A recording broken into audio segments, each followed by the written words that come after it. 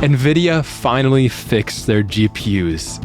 Thank God. AMD is launching a new GPU, and next generation Ryzen is coming probably sooner than you would expect. So let's go ahead and crack up a can of Dr. Pepper. I am drinking the zero sugar, sorry if that offends you. And let's go ahead and jump right into it with some news. First up is AMD's new GPU. This is called the 7900 GRE, and it stands for Golden Rabbit Edition, which might set off some alarm bells.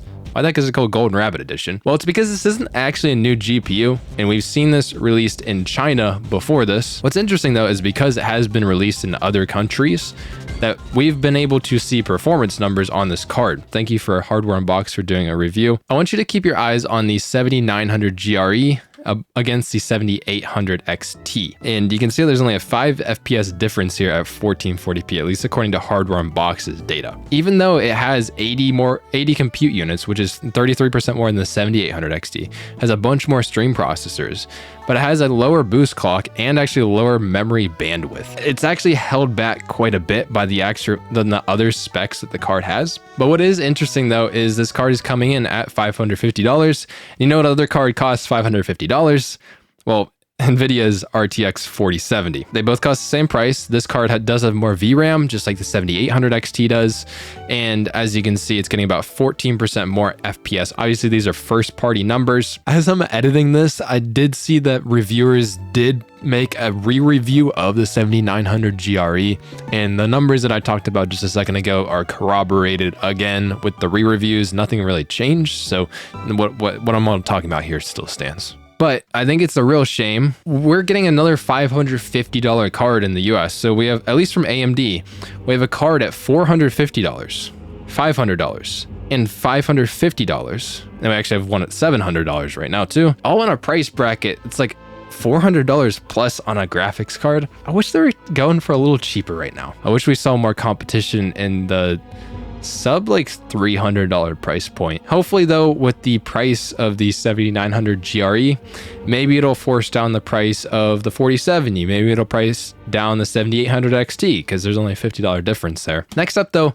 AMD is going to be launching their new Ryzen CPUs, a full new generation. This could be called 8000 series, it could be 9000 series.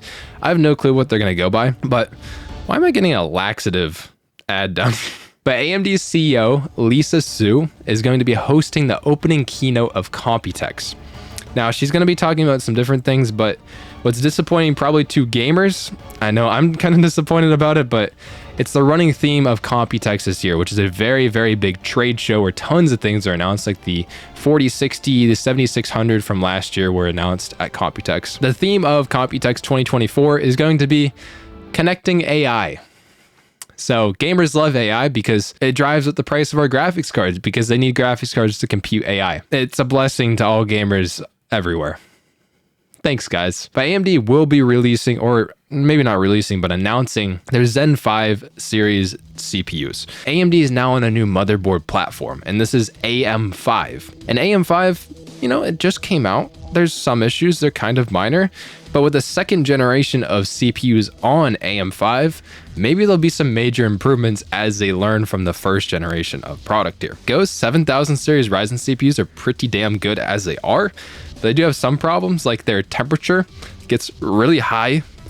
So maybe they could improve that. I have no clue if they can. Sometimes like upgrading to the motherboard platform and stuff gets pretty expensive. So maybe they could ease that and get more people on to the new generation of motherboards and CPUs on Ryzen. Intel hasn't been competing that strongly on CPUs. A lot of people, I did a poll, most people are choosing AMD CPUs right now because of their longevity on their platform. You can buy one motherboard and probably expect at least like 3 generations of CPUs on it. New generation of Ryzen CPUs coming in June, possibly, of 2024 here. In terms of some other hardware, probably one of the best coolers on the market right now, especially bang for buck, is the Arctic Liquid Freezer 3. This guy just released this past week, and especially with how hot CPUs want to get, just like I was talking about with Ryzen CPUs, maybe this could be a good option for you. It's on an initial sale for the first 2 weeks of launch, and the base model 240 millimeter cooler is only $77 right now. What's really interesting,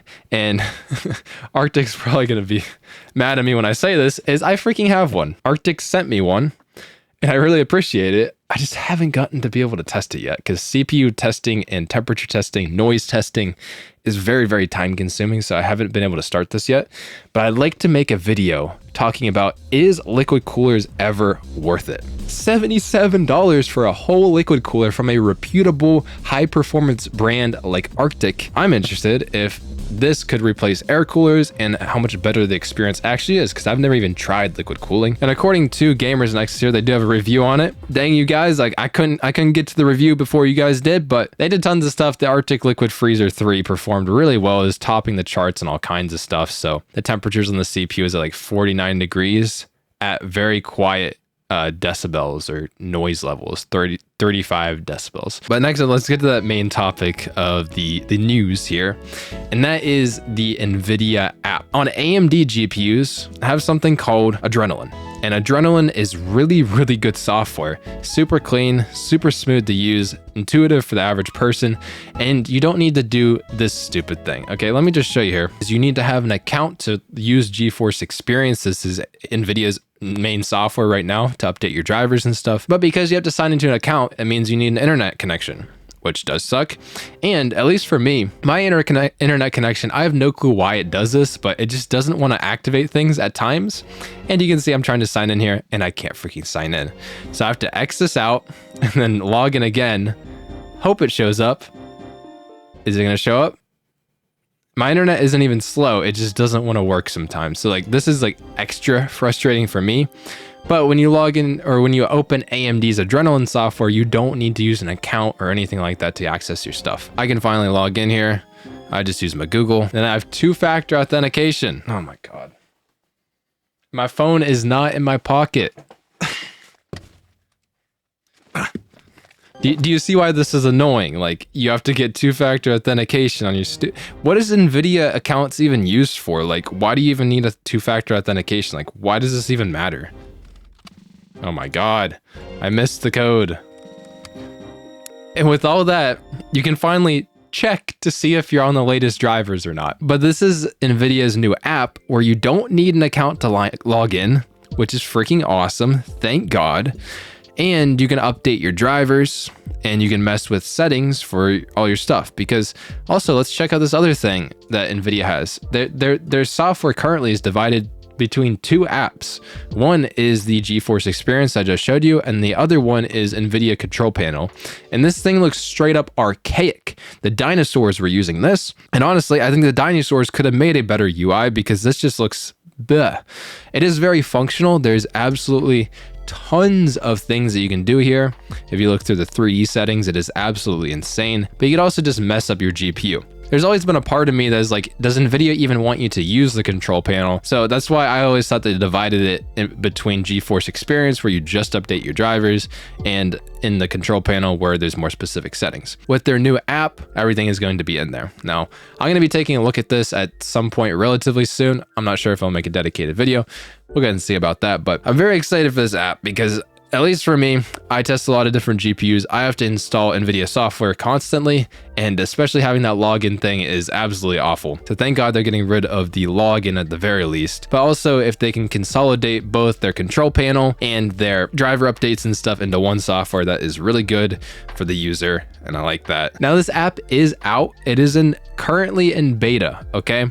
So they're just wanting to get feedback and stuff. You can just download it right up like this if you want to try it out. I'm pretty sure it'll just live alongside, if you already have an NVIDIA GPU, your other NVIDIA software. So if you have Control Panel, if you have GeForce Experience, it'll just be on your computer and act the same as those, but I think it'll work in Companion. It kind of seems like NVIDIA has finally copied what AMD's been doing with their GPUs with Adrenaline, and thank God they have, because NVIDIA software has been very annoying. While NVIDIA has been improving their software, and AMD has good software in their GPUs and has actually had good software for a while, what's always been a thing that separates NVIDIA and AMD GPUs is how good NVIDIA GPUs are at productivity apps. And that's one of the things that people swear by, and they'll never go on AMD because of that. And that feature that separates NVIDIA GPUs is usually called CUDA.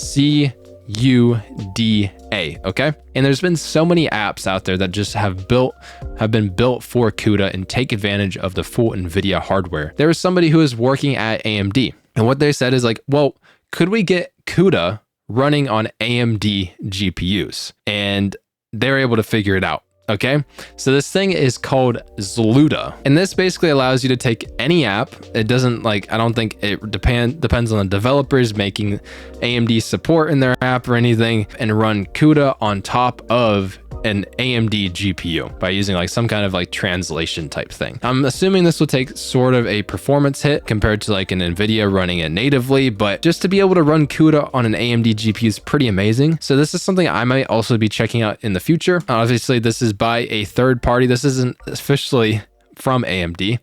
But if you want to check this out, there's a GitHub link in the description if you want to try it out on your AMD GPU and see how it performs in some apps. Maybe it'll be better than what would typically be on it. It'll be pretty interesting because that's one of the main separators between Nvidia and AMD. There's also one other separator, and that is DLSS and FSR. So in terms of super resolution technologies on these GPUs, usually DLSS is considered to be the stronger one on it. DLSS is just better in every way. It looks better, it has the same performance. The only problem with it is it runs natively on Nvidia GPUs. And what AMD did is they built a software implementation of super resolution, so you can run your game in a lower resolution and then scale it up. It gives you more performance. AMD built a software version of this that can actually run on any GPU. It doesn't matter if it's Nvidia, it doesn't matter if it's Intel, it doesn't matter if it's AMD. FSR will run on everything. But what's really interesting is this guy here, and that is DirectSR, or Direct Super Resolution. And this is by Microsoft. And they said in their brief that Microsoft will provide a preview into Direct Super Resolution, making it easier than ever for game developers to scale super resolution support across Windows devices. Now, what does this really mean? Most games on Windows, at least, run through Microsoft's API. And this is called DirectX. You might have seen this in your pop-ups or whatever. Most games run on DirectX. There are some other ones called Vulkan or OpenGL. You might have seen these names before, but the main driving force on Windows is definitely DirectX. Most games are now running in DirectX 12, although some games are still in DirectX 11. This means that Microsoft actually has kind of their hand in every single game on PC. So that means Microsoft has access to it, and if they update DirectX, then it could update all of these games, basically. So Microsoft might be taking the initiative to making a super resolution system built into it. If it is good enough, it might balance out DLSS and FSR. It might not matter what brand of GPU you have, because maybe DirectSR, Direct Super Resolution, is that link. Microsoft has been toying around with a feature called Automatic Super Resolution. It actually uses AI. So it uses AI to make supported games play smoothly with enhanced details. Some people have actually been able to test this out. It's been buried in Windows code. This guy on PC World, he was able to kind of show us a little test here. Here's a side-by-side. The left side is auto super resolution. On the right side is it off. I don't know why it's so much darker on the right side, but generally speaking, the image looks pretty consistent between the two. So let me know what you think about this.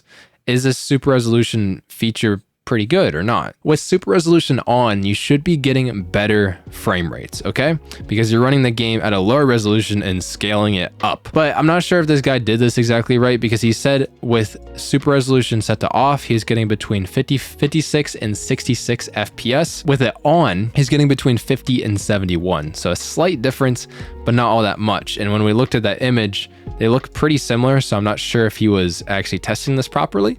Maybe he was, and we don't know exactly what it actually entails right now. What I think this feature could be is similar to AMD's RSR, which is called Radeon Super Resolution. And basically what this does is at the driver level of AMD GPUs, you can decrease the resolution of a game or whatever, and it'll automatically scale it up to the resolution of your monitor. It usually doesn't look all that good, but I guess we'll see. It could also be similar to Nvidia image scaling. This is called NIS, and then right now it's in that stupid control panel. This does the same thing. If you set your resolution in your game lower than your monitor, then it'll scale up the entire image to the size of your monitor. It looks decently good. In Microsoft's implementation in all games with use AI, could that look similar to DLSS? and you wouldn't have to worry about not having DLSS on an AMD GPU. I wanted to point out too that there is a way that you could interpret this, that this is only Microsoft making a way in DirectX to more easily integrate upscalers into games. Very much an unknown at this point. Quickly, in terms of scaling features like FSR and stuff, I did want to point out that Sons of the Forest, a very popular game that launched in 2023, but it now has Fidelity FX Super Resolution 3, otherwise known as FSR 3. Otherwise known as FSR 3 frame generation. So you can use frame generation in this game now, and that works on basically any GPU, at least any GPU made within the past, 6 years? So a lot of you guys will be covered there. But that makes Sons of the Forest the 15th game to get FSR 3 natively implemented in the game. So we're seeing frame generation be pretty widespread, and that's cool to see. Obviously, I have some videos on FSR 3 if you want to see how it works. I'll go ahead and I'll put a card up in the top right here. In terms of games too, this is maybe the biggest news here, but Elden Ring is launching their DLC. Could it ever happen? One of the best games, at least to most people, of all time. Elden Ring is getting in their DLC. I don't know, I haven't played the game. I probably should. I'm gonna get crucified in the comments. I should probably play Elden Ring. I'm gonna get to it at some point here though. It looks like they added a very large area with tons of new bosses and stuff. In their trailer, they showed off tons of new enemies, combat styles, maybe new weapons and stuff, but I haven't played the game, so I don't exactly know what is what here. But this DLC is going to be coming out, let me see here, on June 21st of this year. So if you're hyped for Elden Ring, if you're a fan, get excited for it. The new DLC is coming out pretty soon. Now, this is a weird one because we're talking about like PC news and PC tech news and all that stuff. Let's go ahead and move it back here. But we're going to be talking about Xbox here because Xbox is in a funky situation. As you know, Xbox console sales and stuff have been a lot like lower than PlayStation for quite a while now. Xbox actually did and updates on the Xbox Business official Xbox podcast. How many times have I said Xbox and oh my God, I gotta stop saying it. But they did kind of like a state of the business and what their business plans are into the future. And they did talk about it here. There's going to be another generation of Xbox. That's what people are worried about, is because console sales are not competing well against Sony. To me, it seems like they're really giving up on the hardware. Like, it doesn't seem like there's any reason to buy one, because most reasons that you'd buy a specific console is to play what games are on the console. Or you could just buy a PlayStation, get all the games that Xbox has, and then also get all the games that Sony has. So there's no reason to buy an Xbox at all. It'd be a mistake if you bought one. Like, is it gonna be basically a PC that is a console that you could buy that's for the mainstream? I don't know what the future of hardware on Xbox looks like. There's also another direction that this could be, is Xbox is taking a direction as a publisher, okay? They don't want to make hardware anymore, but they want to publish games for developers, get their games out there so that people can actually play them. Now, that's also very profitable in terms of a company, and we can see that Xbox Game Pass has done very well. That's not exactly publishing, but it is like close. It's in that realm of distributing games. And is that something that Xbox wants to go into the future? There's also another side of this, is we did see that big Activision Blizzard King deal. Microsoft bought them. They are owned by Xbox now. So there's a huge deal, and there's so many fights going on in court to see if that deal is going to be a monopoly. So there's also another angle of this. Xbox is distributing these games to the other platforms, but is this only because they don't want to be seen as a monopoly? They don't want all their games to be on one platform. This easily could just be like some kind of agreement that they made out that they need to put games on other platforms, and these are the games that they're putting on there right now because of legal crap. Is Xbox going to stick around? Let me know. Do you even have one? Or do you just have PC? Because PC gamers just win when it comes to Xbox. All of their games are on PC anyways. Let me know what you think about Xbox. But in terms of the console news, one console that just kind of sits on its own, it's like its own realm, is Nintendo. Nintendo is a publisher. They also make hardware. But like, what about their new console? So the Nintendo Switch 2. Apparently the Switch 2 is coming around, and it's supposed to be coming out in Q1 of 2025, okay? This has been corroborated by a bunch of different sources. It's going to be based on Nvidia hardware again, so the chip in it is going to be Nvidia, and that means the new chip is also going to have DLSS support. So it's going to be super cool to see nice scaling on a Switch, because it definitely needs scaling on there. This The Switch is not a very powerful console. The Nintendo Switch OLED is here, and it says it has 256 CUDA cores, whereas the new one's supposed to have 1,536 CUDA cores. This could be an absolutely massive upgrade. I have no clue how much different it could be. It could definitely be for Nintendo here that they've been waiting to upgrade the Switch until the hardware actually justified it. And now maybe we're seeing a justifiable upgrade on the Switch. I'm excited for it because the Switch has been very, very underpowered for a super long time, and games look like absolute doo-doo on there that I don't even want to play games on the Switch anymore. The only game I'll play on there is usually Smash or some kind of light indie titles. This isn't really console news, but kind of is console news in a way. You guys know what the PlayStation VR is? I guess it's this little guy here. Why should we care about that? PlayStation actually had a little announcement. This is their official blog. They snuck in a little thing here. So they said, also, we are pleased to share that we are currently testing the ability for PlayStation VR 2 players to access additional games on PC to offer even more game variety in addition to PlayStation VR 2 titles available through PS5. Basically what this means is there's a chance that we might be getting official PlayStation VR 2 support on PC. From what I've heard, I've never really experienced VR at all. What I've heard is that PlayStation VR is very, very good, at least from reviews and stuff. There's great screens on it. I think there's two 1080p 120 hertz OLED screens inside the PlayStation VR 2. So that's one of the main selling points. Now, if we do look at the market here, and I think this might be one of the struggles for PlayStation VR in general, is this setup with the headset and two controllers is $550. A PlayStation 5, for example, is less than $500. So if you want to play VR on PlayStation, you have to buy one PlayStation 5 and then buy basically a whole other one in order just to play VR on the console. I just don't think for people who are buying a PlayStation that's their main goal. I think PlayStation, the main appeal is that it's cheap, and the main appeal of PC is if you want to lose your bank account. People have actually been able to get this to work on PC at some point in time. This one's from Tyrell Wood, VR Tech. He said, yes, PlayStation VR 2 works on PC, but this was 11 months ago, and he was able to get it to kind of work on PC, but it was very compromised. Like, it didn't actually track his head, I don't think. I don't think it like really worked properly at all. So Sony could be now offering like a way to actually use it in games in a mainstream type of way. I would absolutely love that. I may actually try out VR at that point. Let me know if you guys think about VR. Last thing, you know how this has OLED screens on it?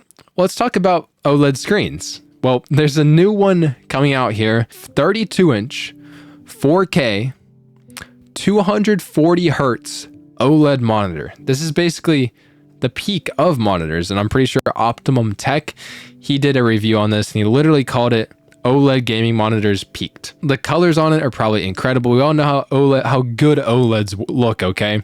They have perfect blacks, nice saturation on the colors. Because each individual pixel is lit, like there's like barely any motion blur on them. It is like absolutely beautiful. This is probably absolutely insane. But I wanted to have a conversation about OLED monitors because people are excited about them.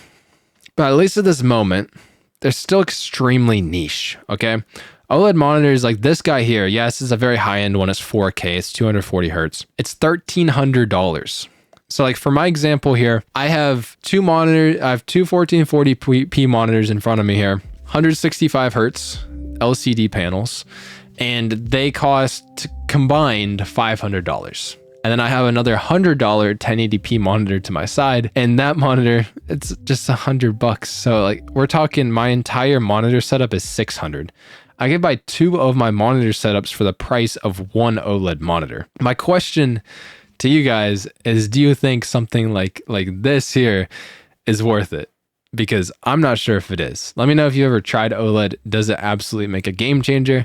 I'm not sure. Another fear with OLEDs too is if like you use it for normal computer stuff, like you have like your start bar at the bottom, or if you use it for work and stuff, is it going to burn in the pixels where they're staying stagnant for so long? To me, how on a computer as a monitor, it just sounds risky. And I don't know why I would really want to go OLED. It probably looks beautiful, but I don't know if it's worth it. Okay, so that's been it for the news. I'm going to do a quick roundup. AMD is going to be launching their new GPU, at least in the West. It's not really new, and that's what's interesting is we actually have performance numbers on it. And it doesn't look like it's going to be that enticing against what's already on the market right now, even from AMD themselves. But AMD is also going to be launching Zen 5, their new CPUs. So, get off of the GPU topic. CPUs might be really, really interesting this year. So we'll see how it goes, because AMD also hasn't had that much competition from Intel on the CPU side of things. So there's also a new cooler that's out there, and that is actually the one that I'm holding in my hand. To cool those new CPUs is the Arctic Liquid Freezer 3. And when it's on sale, it is literally, we'll see if it goes on sale again too, but literally only freaking $77, man, for a whole liquid cooler that's very high performance, very quiet. Now, Nvidia actually also finally fixed their software. Now, Nvidia has consolidated both their control panel and their GeForce Experience app, and actually features like broadcast and RTX voice or whatever else Nvidia apps that you use into one app on your system, which is just great. I'm glad they have it. You don't need to use an account to sign into it. We do want to try it. It's in beta if you'd have an Nvidia GPU. But one of the biggest downsides about AMD GPUs is them not having CUDA support. And now there's actually been a modder or a developer that made a overlay to use CUDA basically on AMD GPUs.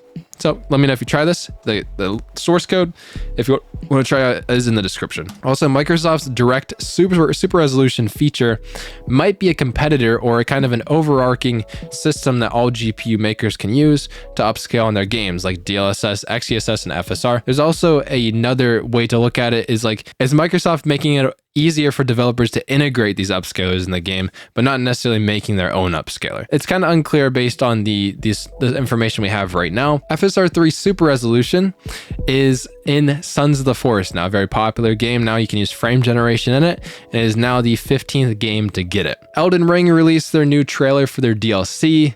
I haven't played Elden Ring, but I know a lot of people are going to be hype about this. It looks like it's absolutely massive. Xbox is in a weird place right now. Let me know what you think about Xbox.